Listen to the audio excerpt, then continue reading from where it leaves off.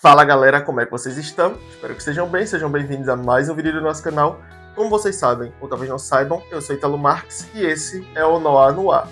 E pouco mais de um ano depois da primeira empreitada da DC Comics, depois de toda a reformulação que ela sofreu e agora tendo James Gunn como CEO do estúdio, nós chegamos aqui com o segundo lançamento do estúdio nos cinemas, que era aguardado com certo otimismo, visto a excelente recepção que nós tivemos com o primeiro filme lançado depois da reformulação, que foi o Superman. Então, aqui a gente chega ao segundo passo que o estúdio dá ali nas salas com as telonas, para ver se consegue replicar o sucesso do filme que iniciou essa nova fase. E, obviamente, vocês já devem saber que eu estou falando de Supergirl. Então, se você quer saber o que eu achei sobre esse novo filme, é só aguardar aí para depois da vinheta.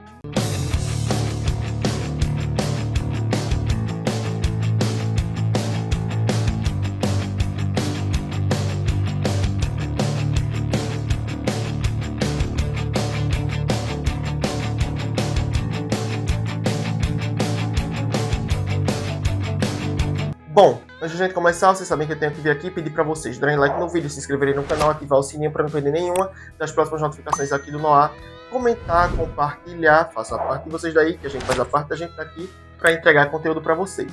Não vai custar nada para vocês, vai ajudar bastante a gente e desde já a gente agradece demais. Jabá feito, bora pro tema.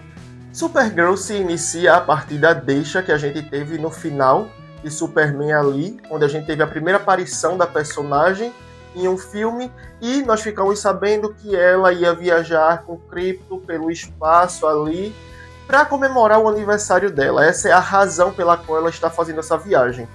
E ela, como toda jovem adulta, está usufruindo disso em um planeta de sol vermelho, que é um planeta que neutraliza os poderes dela e torna possível que ela fique sob efeito de álcool. Afinal de contas, ela gosta de beber e de farrear. Então ela tá ali vivendo a comemoração do aniversário dela, ignorando as ligações de Clark, que tá sempre tentando manter contato com ela, demonstrando preocupação, chamando ela para voltar para a Terra, dizendo que ela precisa estar na Terra para poder se adaptar a ela, para ela poder aprender a amar aquele lugar que é para ser o lar dela, agora que ela foi enviada para lá, assim como ele também foi.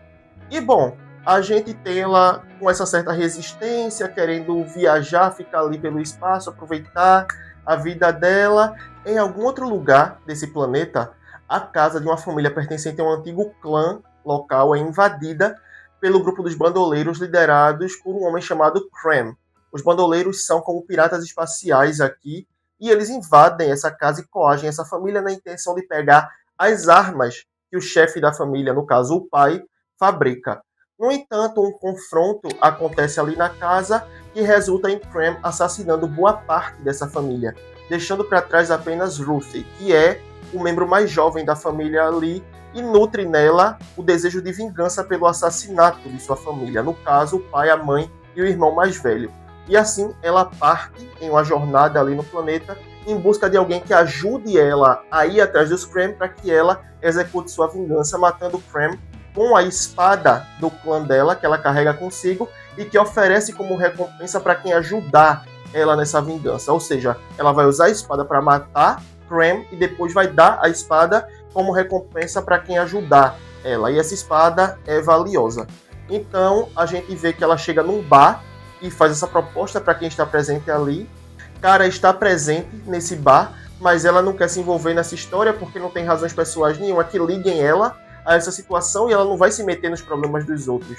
Porém, devido a uma situação que acontece nesse bar, Lucy acaba presenciando o cara lutando contra um homem muito maior e aparentemente mais forte do que ela, e enxerga nela a heroína perfeita para acompanhar ela nessa jornada. Mas, cara, obviamente resiste e diz que não vai acompanhar ela nisso, não vai ajudar ela nessa vingança. Porém, isso muda quando os bandoleiros roubam a nave de cara e no processo infectam Krypto com uma toxina paralisante que vai levar 3 dias até chegar ao coração e matar o cachorro. E a partir daí, cara, tem uma razão pessoal para querer ir atrás dos bandoleiros, porque ela precisa salvar a vida do único amigo que ela tem ali, que acompanha ela nessa viagem espacial.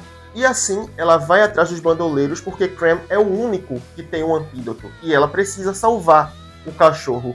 E ela vai levar Ruthie com ela. E as duas, cada uma com sua motivação, vai partir atrás desse grupo em uma busca através do espaço para conseguir salvar Krypto e vingar a morte dos pais de Ruthie. Assim que Superman estreou nos cinemas, nós tivemos o anúncio quase que instantâneo de Supergirl sendo datado para o meio do ano seguinte, no caso 2026. E assim o pessoal ficou esperando, especulando sobre qual seria a história que eles trariam para esse filme aqui, visto que Supergirl é quase que um contraponto do Superman. Ela é mais politicamente incorreta, mais relapsa com as responsabilidades e contrasta bastante com a personalidade do primo dela. E assim que as primeiras imagens foram aparecendo na internet, percebeu-se que esse filme ia se tratar de um road movie ali através do espaço, e ele realmente é esse tipo de filme ali. Nós temos os personagens viajando e parando em vários planetas ali ao longo da jornada e trazendo essa sensação de aventura meio underground que era esperado de um filme protagonizado por uma personagem como a Supergirl. Mas isso não bastou para fazer o filme funcionar para mim, porque nós temos uma premissa que eu achei bastante simples. Para falar a verdade, achei muito fraca, porque nós temos razões superficiais. Tudo bem, botar o cachorro em jogo ali foi um golpe baixo para mexer com o emocional de quem está assistindo, porque a gente sabe muito bem que colocar um doguinho ali em uma situação de aflição é algo que vai mexer com o público.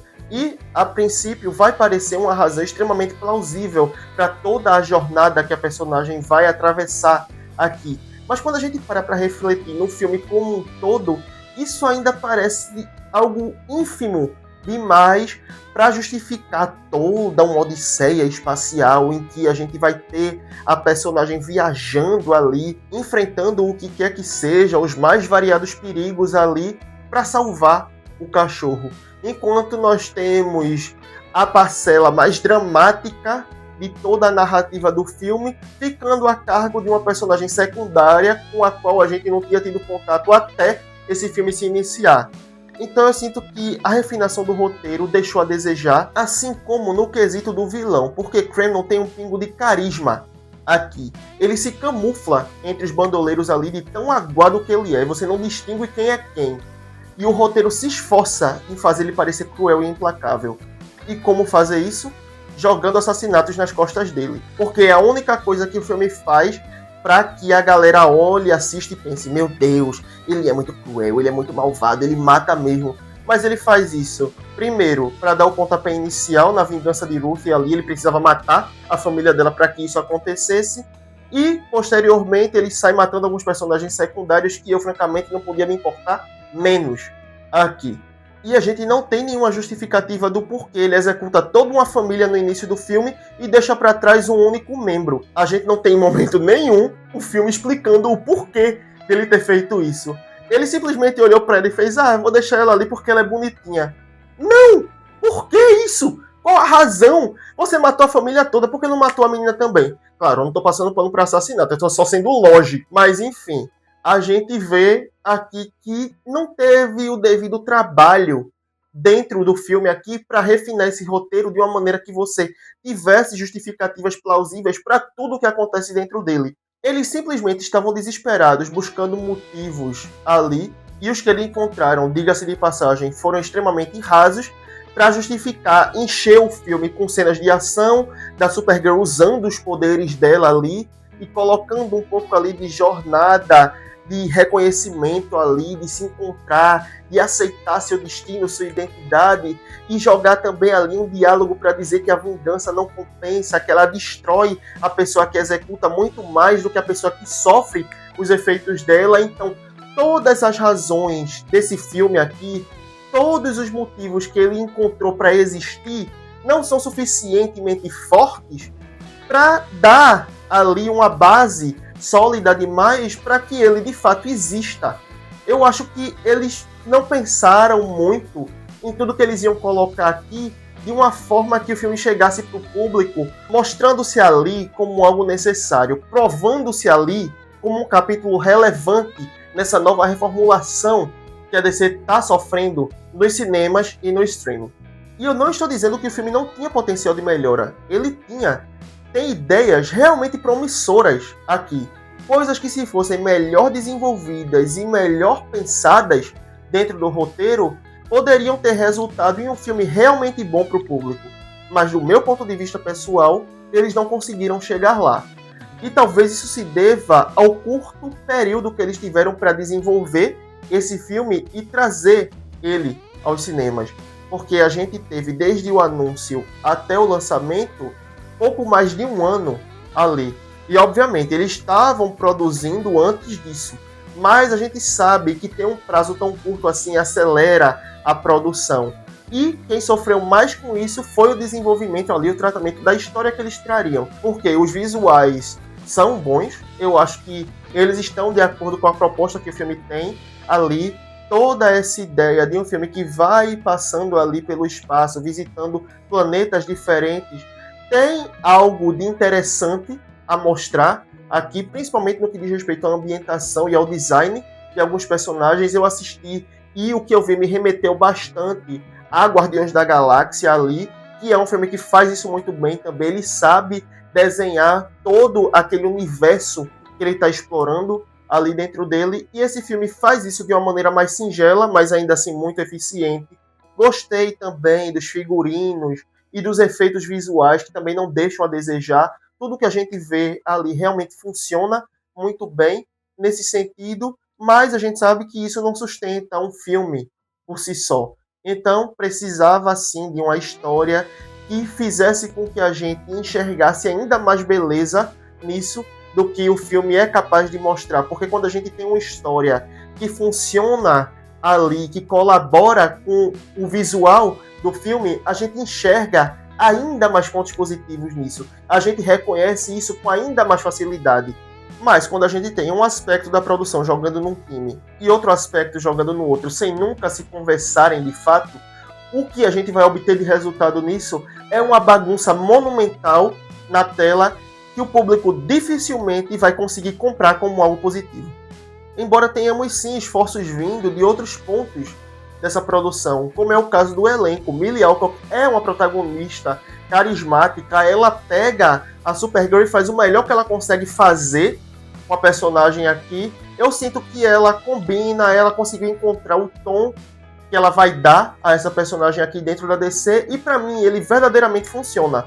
Só não tem uma história digna para que essa personagem cresça ainda mais no conceito de quem está assistindo. Mas ela fez o dever de casa e ela atende ali as expectativas que a gente espera da Supergirl. Mas ela faz o dever de casa e ela atende ali as expectativas que a gente tem da Supergirl. Ela desenvolve bem a personagem dentro das possibilidades dela. David Corenswet também tem umas aparições aqui e ali no filme, e a gente consegue enxergar o Superman que a gente viu no filme solo dele presente aqui também, e a relação que ele desenvolve com o cara, nas interações que eles têm nesse filme aqui, são muito convincentes também. Dá para ver ali aquele aspecto familiar rondando essa relação de uma maneira que a gente consegue também entender e ver algo de positivo na interação dos dois ao longo do filme. E o outro ponto que a gente tem aqui, nessa trinca de atores que tem mais destaque nesse filme, ou não, é Jason Momoa, que sai de Aquaman na DC para assumir aqui o posto de Lobo, que é outro personagem que o público era doido para ver ele interpretando. E aqui eu sinto em dizer que ele faz pouco mais do que uma figuração de luxo, porque é um personagem que aparece apenas em 3 ou 4 cenas no filme ali, e ele não tem nenhuma relação direta com o enredo ali. Ele tem razões pessoais, mas essas razões não estão necessariamente ligadas às razões das protagonistas ali, embora seja algo que se aproxima, e isso talvez justifique o fato de eles lutarem do mesmo lado ali. Mas é um personagem que fica mais alheio à história do que de fato envolvido nela. Mas para quem esperava esse personagem sendo desenvolvido na participação que ele tem nesse filme aqui, lamento informar que vão sair do cinema extremamente frustrados quanto a isso. Talvez tenhamos um desenvolvimento melhor em um filme solo que eles podem trazer futuramente. Mas aqui, o Lobo simplesmente não mostra muito a que veio. E no mais, a trilha sonora foi algo que eu também gostei do filme. Tanto as músicas compostas para a trilha original, quanto as canções que eles colocaram para tocar aqui. Tudo isso combinou com o tom que o filme traz. Mas é outra coisa positiva que não segura o filme por conta própria, obviamente. E talvez isso se deva aos problemas que a gente teve na produção do filme. Porque nós temos dois cortes. O de Craig Gillespie, que é o diretor do filme, que tendo no currículo dele filmes como Cruella e Eutônia, eu esperava que ele trouxesse algo realmente diferente para mim com esse filme aqui, e não foi o que eu recebi. E o segundo corte do próprio James Gunn, que interviu depois do corte de Craig não ir muito bem nas exibições testes ali. Ele não teve uma boa recepção. Então, James Gunn mexeu em uma coisa aqui e outra ali, e resultou nesse filme aqui, que em alguns momentos parece realmente uma coxa de retalhos. E é perceptível que o filme sofreu com essa situação. Assim como Liga da Justiça de Zack Snyder enfrentou a mesma coisa quando ele foi para os cinemas, com todas as intervenções que o filme sofreu quando Zack Snyder se afastou da direção por motivos pessoais. E talvez por essa razão eu consiga olhar para Supergirl mais com pena do que o filme poderia ter sido do que com revolta pelo que ele foi. E aí eu encontro uma forma de ser maleável com o que eu recebi. Mas não, se liberarem um corte do diretor com 4 horas de duração, eu não vou me submeter a essa tortura de novo. Então, infelizmente, é assim que eu vou lembrar de Supergirl, se é que vou chegar a lembrar dele em um futuro distante. Como uma sequência de tentativas fracassadas e acerto que resultaram em um filme totalmente esquecível. E não, o filme não tem cena pós-créditos. Tá liberado correr para fora da sala de cinema assim que eles começarem a rolar. Então é isso, galera. Essa foi minha opinião sobre Supergirl. Eu espero que vocês tenham gostado. Se vocês gostaram, não esqueçam de dar like no vídeo, se inscrever no canal, ativar o sininho para não perder nenhuma das próximas notificações aqui do Noah. Comentar, compartilhar. Manda esse vídeo aí pra galera que curte, chama a gente traz aqui os debates que a gente levanta, mas que ainda não sabe que a gente existe. Não pede pra pessoa se inscrever, não. Deixa ela vir, ter a própria experiência e aí ela decide se inscreve ou não. Não vai custar nada pra vocês, vai ajudar bastante a gente e desde já a gente agradece demais. Se você é novato, vai ter mais vídeos linkados aqui no card para você conhecer mais sobre o nosso trabalho aqui no Noah. Se você é veterano, eu te agradeço por ter visto esse vídeo até aqui. Eu aguardo todos vocês na próxima, sendo novatos ou veteranos. E até lá, tchau!